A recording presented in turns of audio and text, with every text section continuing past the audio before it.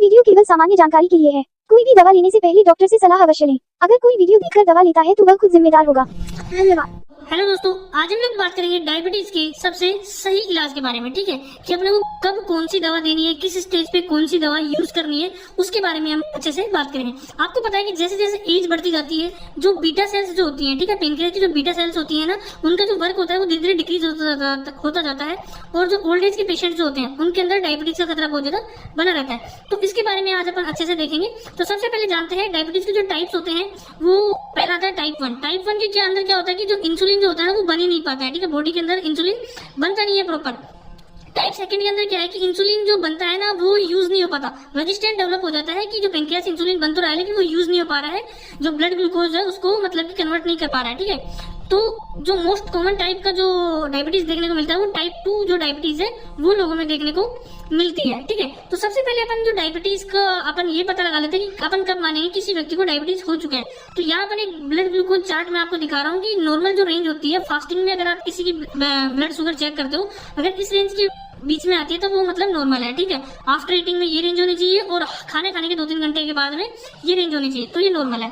अगर ये रेंज जो आ रही है 101 से 125, अगर फास्टिंग में किसी की शुगर आ रही है तो वो मतलब कि जो डायबिटीज उसको अभी मतलब कि कंप्लीटली हुई नहीं है, इम्पेयर्ड ग्लूकोज लेवल उसका बढ़ा है। ठीक है, लेकिन वो पेशेंट डायबिटिक नहीं है। डायबिटिक हो सकता है अगर उसकी शुगर को कंट्रोल नहीं किया गया हो। ऐसे ही आफ्टर ईटिंग में और 2-3 आवर्स आफ्टर ईटिंग के बाद में अगर किसी पेशेंट की फास्टिंग में शुगर 126 के अबव जा रही है तो मतलब वो पेशेंट डायबिटिक है, उसको डायबिटीज हो चुका है, उसको मेडिसिन की जरूरत है। ये इम्पेयर्ड ग्लूकोज तक किसी भी पेशेंट को मेडिसिन की जरूरत नहीं होती। एक्सरसाइज वगैरह करके खाने को कंट्रोल करके इसको ठीक किया जा सकता है। लेकिन अगर पेशेंट डायबिटिक हो चुका है, उसको डायबिटीज हो गई है, तो वहां पे अपन उसको मेडिसिन देकर उसको कंट्रोल किया जाता है।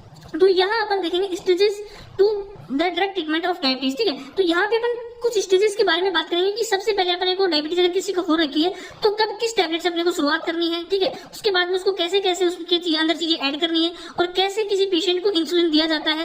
ठीक है, इन सभी के बारे में अपन बात करेंगे स्टेज बाय स्टेज। ठीक है, तो सबसे पहले आती है स्टेज 0। ठीक है, अगर किसी पेशेंट की जो पीपी है, जो मतलब कि खाना खाने से पहले अगर किसी की जो शुगर है वो 160 या 200 mg% आ रही है, ठीक है, तो अपन शुरुआत में क्या करेंगे, सबसे पहले उसको डाइट चेंज का अपन सलाह देंगे कि मीठा वगैरह ना खाए। ठीक है, जो पोटैटोस वगैरह जो होते हैं, ठीक है, जिसके अंदर शुगर ज्यादा होती है, ठीक है, ग्लूकोज ज्यादा होती है, वो उनको बिल्कुल बंद करवा दे। उसके बाद में एक्सरसाइजेस बताएं कि सुबह घूमना, खाने के बाद में घूमना, ठीक है, और जूसेस वगैरह पीना, ठीक है, जो कि मतलब खाने को जो पचाते हैं, जैसे करेले का जूस वगैरह हो गया। तो इन सबको अपन सम्मिलित करके और उनको लगभग 3 महीने का टाइम देते हैं कि ये जो ब्लड शुगर है वो कंट्रोल हो जाए। ठीक है, तो सबसे पहले अपने को उसको डाइट और एक्सरसाइज में चेंज करना ही बताया जाता है। स्टेज 0 के अंदर कोई भी मेडिसिन नहीं दी जाती है शुरुआती दौर में। ठीक है, उसके बाद में अगर 2-3 महीने हो गए लेकिन उसकी जो शुगर है वो कंट्रोल नहीं हो रही, तो हमेशा आपको स्टार्ट करना है टैबलेट मेटफॉर्मिन 500। ठीक है, जो मेटफॉर्मिन हाइड्रोक्लोराइड की जो टैबलेट आती है 500 mg की, उससे आपको स्टार्ट करना है। सबसे पहले आपको उसको वो टैबलेट देनी है स्टेज 1 में। ठीक है,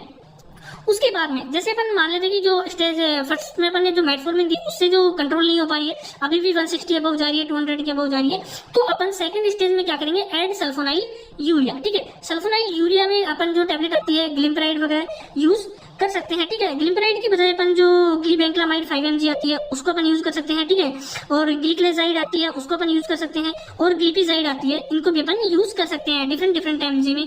तो जो ये सल्फोनाइल यूरिया है वो अपन ओडी या फिर पेशेंट को बीडी दे सकते हैं। ठीक है, जो उसकी जो किस टाइम पे उनका जो शुगर लेवल होता है वो ज्यादा रहता है, उस हिसाब से अपन उसको ओडी या बीडी पेशेंट को दे सकते हैं। या फिर जो इनका मेटफॉर्मिन या ग्लिम्पराइड का कॉम्बिनेशन भी आता है उसको भी अपन यूज कर सकते हैं। तो स्टेज 2 में अपन जो क्या है कि मेटफॉर्मिन के अंदर अपने को क्या करना है, ग्लिम्पराइड जो कि सल्फोनाइल यूरिया है वो अपने को ऐड करनी है।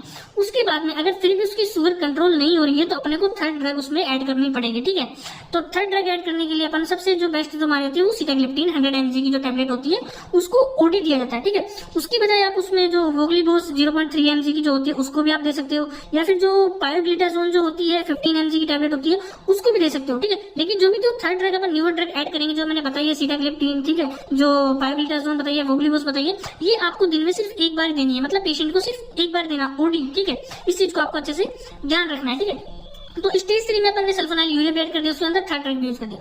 अगर फिर भी इस पीपी खाना खाने से पहले पेशेंट की जो ब्लड शुगर लेवल है वो फिर भी अगर 200 के अबव जा रहा है, ठीक है, और HbA1c, ठीक है, ये एक टेस्ट होता है, HB हीमोग्लोबिन से एसोसिएटेड जो शुगर है वो कितनी है, मतलब कि जो आरबीसी के अंदर जो हीमोग्लोबिन प्रेजेंट है उससे कितनी शुगर मतलब कि अटैच्ड है, उससे जुड़ी हुई है। अगर 7% से ज्यादा है तो मतलब पेशेंट को क्या है, अपने को और आगे ज्यादा मेडिसिन की देने की जरूरत है, हैवी मेडिसिन देने की जरूरत है। स्टेज 3 में अपन ये टेस्ट करते हैं। अगर फिर भी अगर उसको पेशेंट को प्रॉब्लम आ रही है तो अपन नेक्स्ट जो ड्रग होती है उसके अपन जाते हैं। तो अगर अपन H1AC को अपन समझे तो अपन इस रेंज को अपन समझ सकते हैं कि अगर जो उसकी जो परसेंटेज 5.7 से अगर नीचे आ रही है तो वो नॉर्मल है, ठीक है, और 5.7 और 6.4 तक आ रही है तो वो प्री डायबिटिक होता है, ठीक है, ये फास्टिंग की मैं बता रहा हूँ आपको, ठीक है। उसके बाद में अगर डायबिटिक की अगर 6.4% से अगर अबव जा रही है तो पेशेंट डायबिटिक है, उसको मेडिसिन की जरूरत पड़ती है, जो कि अपन ने बता दिया कि आपको कहाँ से स्टार्ट करना है और कैसे कैसे आपको ड्रग्स को आगे मतलब फॉरवर्ड करना है, उसमें ऐड करती जानी है, ठीक है। तो उसके बाद में अगर फिर भी अगर उनकी जो अपने थर्ड स्टेज पे अपने सीटाग्लिप्टिन ऐड किया, वोग्लिबोस वगैरह जो भी है, दोनों तीनों में से एक ऐड करना है। उसके बाद में अगर आपकी जो शुगर लेवल है वो हाई है, ठीक है, जो 200 जो mg% होता है उससे अबव जा रही है, तो आपको ऐड बेसल इंसुलिन, ठीक है। बेसल इंसुलिन क्या होती है, अपने जो पेनक्रियाज होता है उसका काम होता है इंसुलिन प्रोड्यूस करना, और वो इंसुलिन धीरे धीरे क्या करता है, अपना जो ग्लूकोज जो होता है उसको वो क्या करता है, मतलब जो कन्वर्ट करता रहता है, जो ब्लड ग्लूकोज को कन्वर्ट करता रहता है एनर्जी में।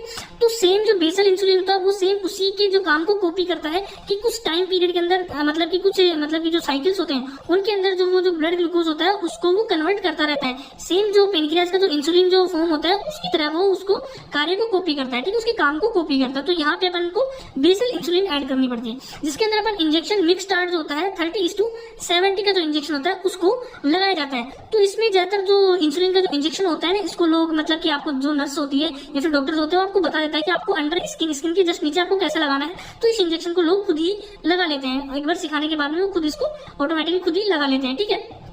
तो इसके अंदर जो मिक्स स्टार्ट 30:70 का मतलब क्या है कि जिसके अंदर जो 70% है इंसुलिन आइसोफिन है, ठीक है, और 30% जो ह्यूमन इंसुलिन इसके अंदर प्रेजेंट होती है, जो कि साइकिल्स में उसको जो ब्लड ग्लूकोज है उसको धीरे धीरे एनर्जी में कन्वर्ट करती रहती है। तो यहाँ तक स्टेज 4 तक जो मोस्टली पेशेंट्स होते हैं उनकी शुगर कवर रहती है, इंसुलिन की जरूरत बहुत कम पड़ती है, टैबलेट से ही काफी जो ओल्ड एज पेशेंट्स होते हैं उनकी भी मतलब की कवर होती रहती है। लेकिन जो अगर कोई ओबेस पर्सन है तो उसकी कई बार कंट्रोल नहीं हो पाती है, तो अपने को जो मिक्स स्टार्ट इंजेक्शन वगैरह इंसुलिन के जो इंजेक्शन आते हैं उनका यूज करना पड़ता है, ठीक है।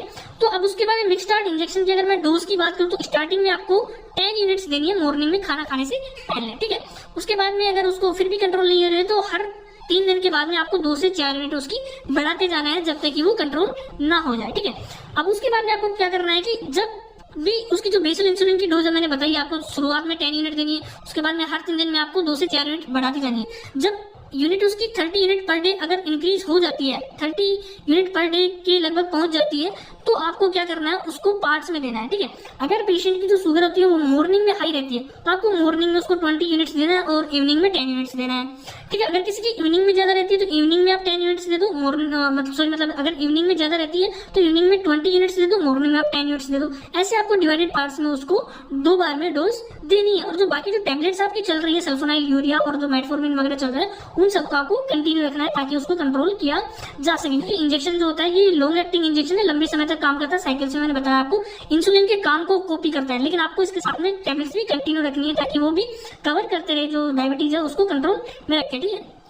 लेकिन कई बार क्या होता है जो बेसल इंसुलिन है जो अपन ने जो डोज दे रहे हैं उसके बाद में भी जो 200 mg से अगर अब किसी की जो शुगर अगर कंट्रोल नहीं हो पा रही है सीवियर केसेस में, तो वहाँ पे बोलस ऐड किया जाता है। बोलस क्या होता है कि जो शॉर्ट एक्टिंग के लिए इंजेक्शन होता है, इंजेक्शन ह्यूमन इंसुलिन आर, ठीक है। ये ह्यूमन इंसुलिन आर क्या होता है कि जो सोल्यूबल इंसुलिन होता है ये क्या काम करता है कि जो थोड़े टाइम के लिए ही काम में लिया जाता है। लॉन्ग एक्टिंग मतलब कि जो जैसे अपन ने बताया कि जो बेसल जो होता है वो काम को कॉपी करता है और साइकिल्स में उसको कन्वर्ट करता है, लेकिन ये शॉर्ट टाइम में जैसे खाना खाने से पहले लिया, जैसे ही खाना खाया तो अचानक से जो इससे ब्लड शुगर लेवल बढ़ा उसको रिड्यूस कर देता है, ठीक है। तो ऐसे करके इसको यूज करता है। अगर मैं इसकी डोज की बात करूँ तो इसको 4 यूनिट सुबह, ठीक है, 0 उसके बाद में आप 0 यूनिट। अगर किसी को ज्यादा प्रॉब्लम है तो आप उसको 4 यूनिट सुबह मॉर्निंग में और जो लंच से पहले भी 4 यूनिट आप उसको इंजेक्ट कर सकते हैं। या फिर जो एक बार मैंने बताया कि आपको नर्स बता देती है कि आपको अंडर द स्किन इसको इंजेक्ट किया जाता है, वो कैसे इंजेक्ट करना है वो पेशेंट धीरे धीरे खुद ही सीख जाता है।